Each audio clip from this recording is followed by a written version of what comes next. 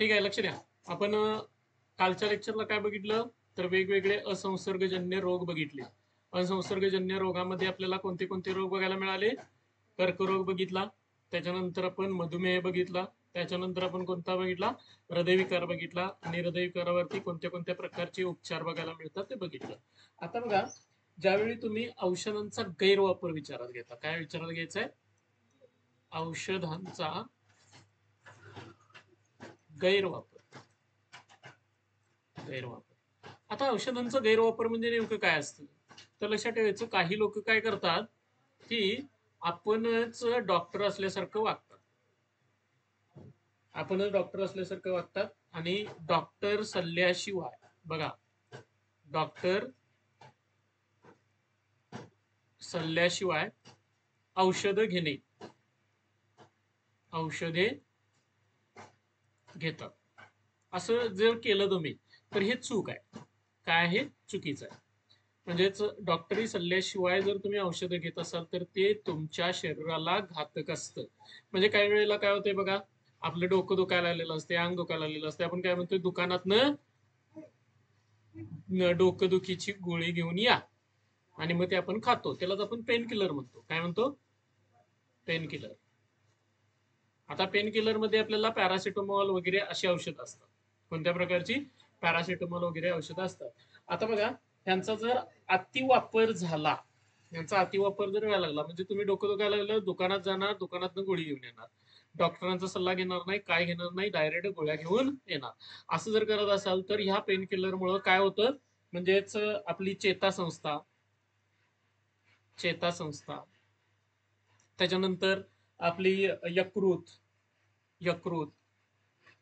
त्याच्यानंतर म्हणजेच आपण जर विचारात घेतलं तर उत्सर्जन संस्था आपली असेल, उत्सर्जन संस्था, यांच्यावरती ना याचा परिणाम होतो, विपरीत परिणाम पाहायला मिळतो. बघा, परिणाम आपल्याला बघायला मिळतो. मग विपरीत परिणाम होतो, त्याच्यानंतर तुम्ही अँटीबायोटिक सारखे घेत असाल, प्रतिजैविक, त्यांना काय म्हटलं जातं? प्रतिजैविके. म्हणजेच त्यांना आपण इंग्लिशमध्ये म्हणतो बायोटिक्स.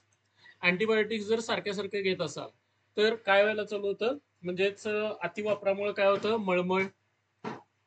मळमळ व्हायला चालू होते. त्याच्यानंतर आपल्याला म्हणजेच पातळ जुलाब, त्याच्यानंतर आपल्याला जिभेला पांढरे चट्टे, जिभेवर पांढरे चट्टे, अशा बऱ्याचशा गोष्टी घडताना बघायला मिळतात. अंगावरती पुरळ येतात, छोट्या छोट्या पुटकुळ्या उठण्यास सुरुवात होते. म्हणून बघा, कोणतीही गोष्ट डॉक्टरांच्या सल्ल्याशिवाय घ्यायची नाही. आणि डॉक्टरांच्या सल्ल्याशिवाय जर तुम्ही औषध घेत असाल तर त्याला काय म्हटलं जातं? औषधाचा गैरवापर असं म्हटलं जातं. आणि त्यामुळे आपल्याला या पद्धतीच्या गोष्टींना सामोरं जावं लागू शकतं. आता बघा, दुसरा एक याच्यामधला मुद्दा आहे तो म्हणजेच काय, जेनरिक औषधे. आता बघा, जेनरिक औषधांमध्ये जर तुम्ही विचारात घेतलं तर जेनरिक औषधं म्हणजे यांना सामान्य औषधं म्हटलं जातं. काय म्हटलं जातं? सामान्य औषधे. बघा, कोणत्याही पेटंट शिवाय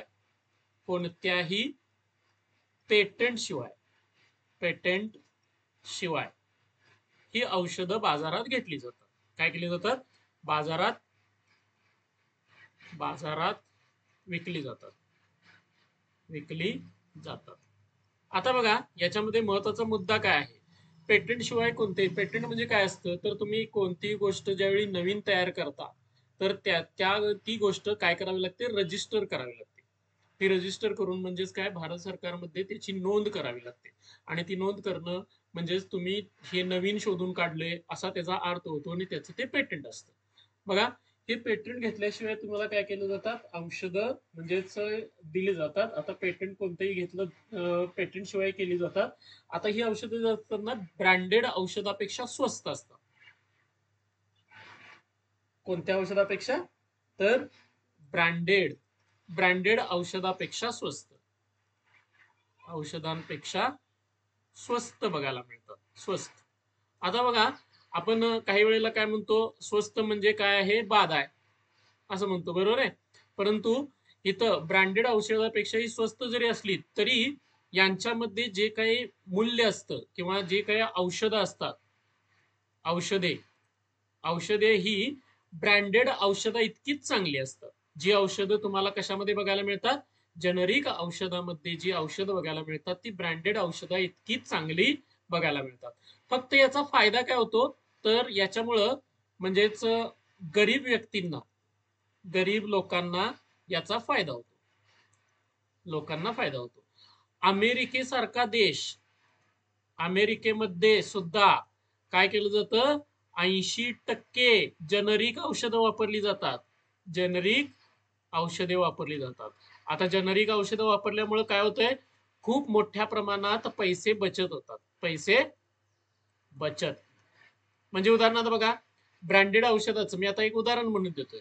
ब्रँडेड औषधाची एक गोळी ही समजा 10 रुपयाला, किती रुपयाला आहे, 10 रुपये.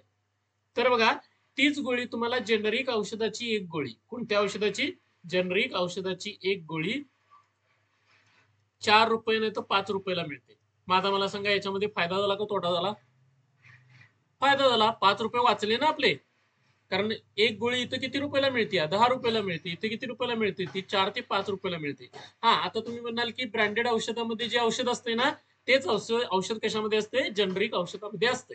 म्हणजे उदाहरणार्थ बघा, ब्रँडेड औषधामध्ये ए नावाचं औषध आहे. काय औषध आहे, ए नावाचं औषध.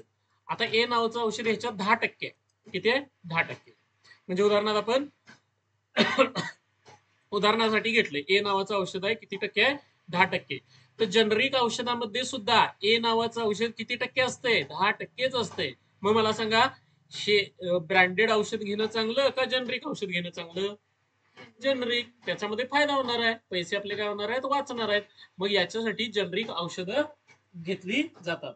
आता बघा, जेनरिक औषधाबद्दल म्हणजे जर आपण विचारात घेतलं तर जेनरिक औषध, पंतप्रधान जन औषध योजना, कोणती, पंतप्रधान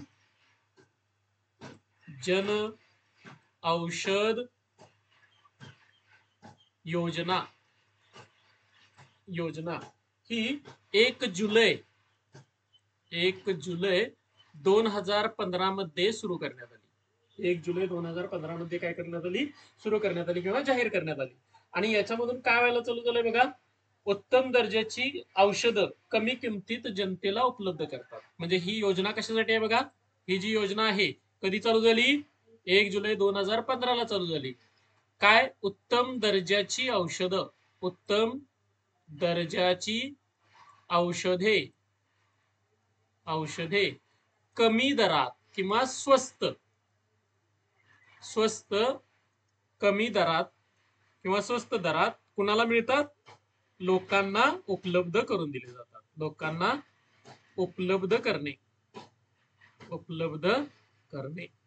हे ह्याचं काय आहे, उद्दिष्ट आहे. कुणाचं उद्दिष्ट आहे, पंतप्रधान जन औषध योजना कधी चालू झाली, 1 जुलै 2015 रोजी. उत्तम दर्जाची औषधं कमी दरात लोकांना उपलब्ध करून देणं हे तिचं काय आहे, तर उद्दिष्ट आहे किंवा योजनेअंतर्गत गोष्टी केल्या जातात. आणि याच्यासाठी जन औषधी स्टोअर सुरू करण्यात आली. काय करण्यात आले बघा, या योजनेअंतर्गत जन औषधी स्टोअर्स म्हणजे काय रे, दुकान. म्हणजे जन औषधी स्टोअर दुकानं चालू करण्यात आलेली आहेत. बघा, मी मगाशीच सांगितलंय, अमेरिकेमध्ये जवळजवळ 80% जेनरिक औषधांचा वापर केला जातो. त्याच्यानंतर बघा, आपली जी जीवनशैली आहे, महत्वाचा मुद्दा काय येतो बघा, परत एकदा जेनरिक औषधामध्ये येऊया. कोणत्याही पेटंट शिवाय ती बाजारात विकली जातात. ब्रँडेड औषधापेक्षा स्वस्त असतात, परंतु ब्रँडेड औषध इतकंच त्याच्यामध्ये काय असतं, औषध आपल्याला बघायला मिळतं. आणि मी उदाहरणात इथं दिलेलं आहे की एक गोळी 10 रुपयाला मिळत असेल ब्रँडेडची, आणि त्याच्यामध्ये ए नावाचं औषध किती टक्के असेल, 10%. तर जेनरिक औषधाची एक गोळी तुम्हाला किती रुपयाला मिळते, 4 ते 5 रुपयाला, आणि त्याच्यामध्ये सुद्धा किती असतं, ए नावाचं औषध 10%च असतं. म्हणजे बघा, जेनरिक औषधामुळे पैसे वाचतात. म्हणून इथं बघा, पंतप्रधान जन औषध योजना 1 जुलै 2015 रोजी चालू करण्यात आली. आणि तिचं काम काय आहे, उत्तम दर्जाची औषधं कमी दरामध्ये लोकांना उपलब्ध करून देणे. आणि त्याच्यासाठी कोणत्या स्टोअरचा किंवा दुकानं सुरुवात करण्यात आली, तर जन औषध स्टोअरची सुरुवात करण्यात आलेली आहे. भोगावतीवरती पण आपल्या इथं काय आहे, जन औषधी स्टोअर आहे. स्वस्त औषध दुकान आपल्या इथं पण आहे. बघा, त्या पद्धतीचे आपल्याला ही काय बघायला मिळतात, तर पंतप्रधान जन योजना बघायला मिळते. आता बघा, काही महत्वाच्या गोष्टी आहेत, त्या गोष्टी आपण इथं आता विचारात घेऊया. तर आता महत्वाच्या गोष्टी कोणत्या, तर आपलं जीवनशैली आणि आजार. जीवनशैली आणि आजार. महत्वाचा मुद्दा काय आहे, की आपली जीवनशैली खूप बिघडलेली आहे. म्हणजेच काय, तर आता आपण बघा, जीवनशैलीमध्ये जर विचारात घेतलं तर उशिरा झोपणे,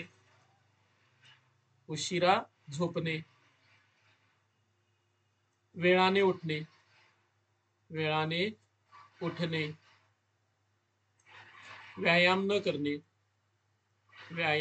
न करणे, जंक फूड खाणे, बरोबर आहे का, जंक फूड खाणे, वेळेवर न जेवणे.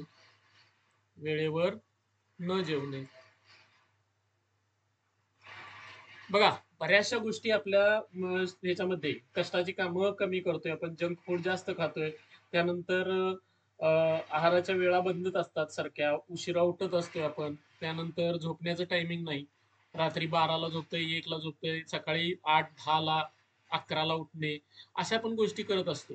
तर ह्या गोष्टींमुळे काय होतं, आपली जीवनशैली चुकते, आपली जीवनशैलीमध्ये काय होतो, बदल होतो.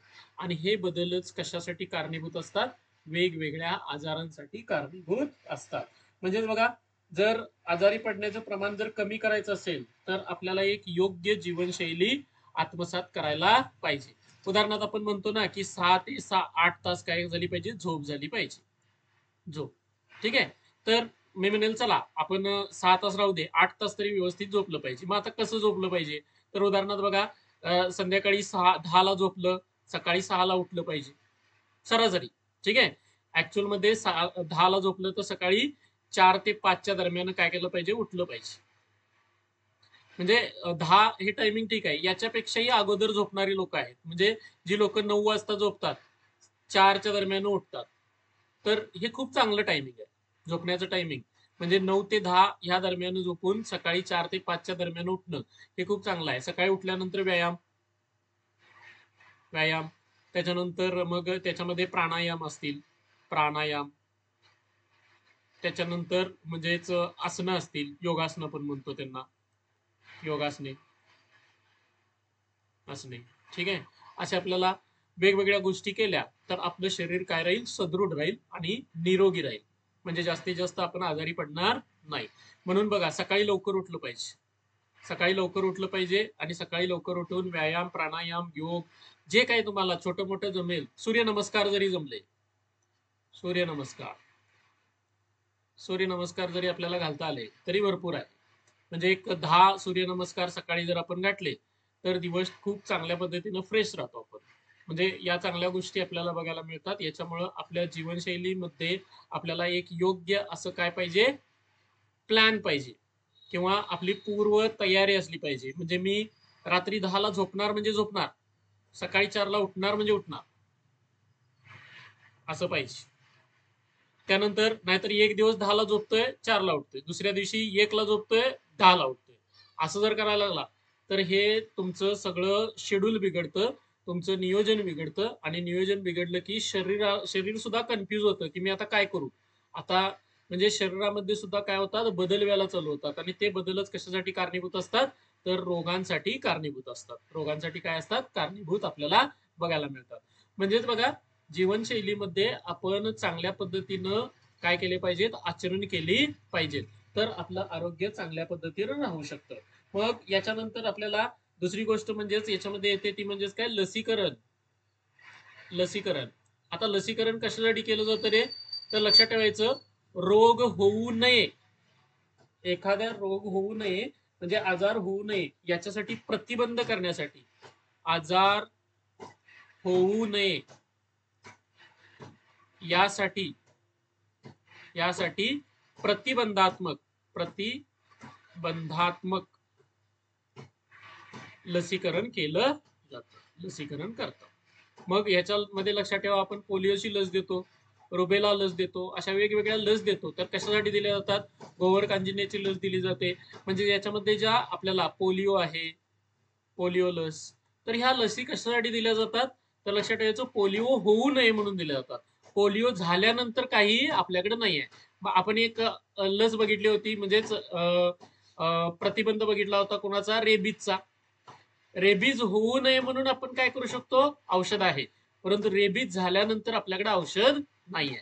म्हणजे बघा, ह्या ज्या लसी आहेत त्याच्यामुळे काय फायदा होतो? एखादा आजार होऊ नये म्हणून याच्यामध्ये आपण प्रतिबंध घेऊ शकतो किंवा त्याची अगोदरच काळजी घेऊ शकतो. याच्यासाठी काय असतं? लसीकरण असतं. त्याच्यानंतर बघा, याच्यामध्ये एक महत्वाचा मुद्दा म्हणजेच काय, काही गोष्ट म्हणजे दिनविशेष आहेत. त्याच्यामध्ये आपल्याला 7 एप्रिल, बघा हे आपल्याला व्यवस्थित पाठ झाले पाहिजेत.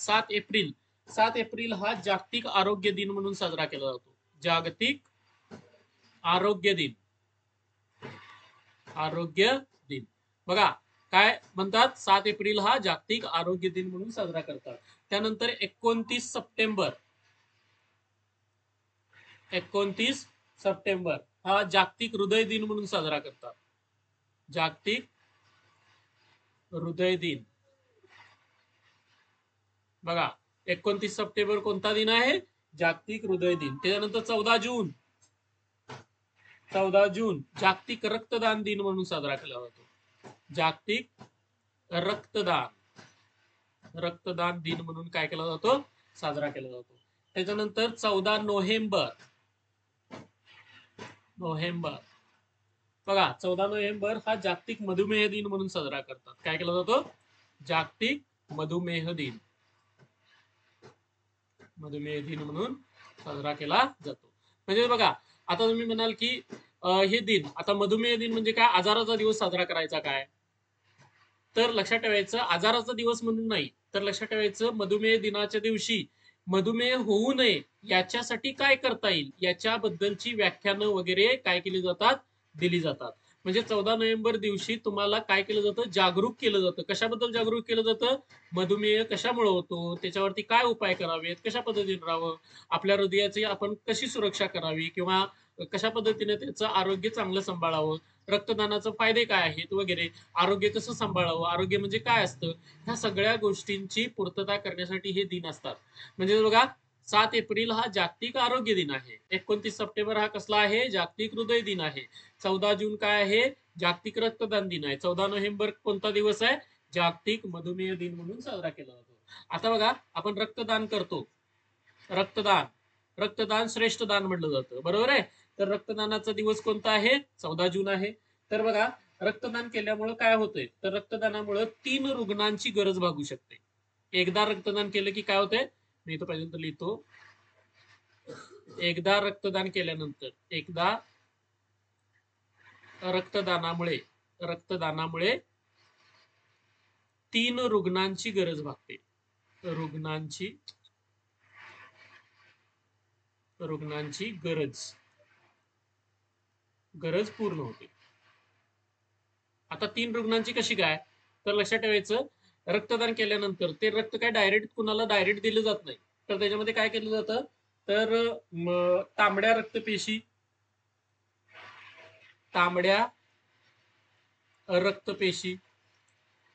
त्यांना आरबीसी म्हणतात, रेड ब्लड सेल म्हणतात, लाल रक्तपेशी. त्याच्यानंतर पांढऱ्या रक्तपेशी त्यांना डब्ल्यूबीसी म्हणतात, म्हणजेच व्हाईट ब्लड सेल म्हणतात. त्यानंतर रक्तबिंबिका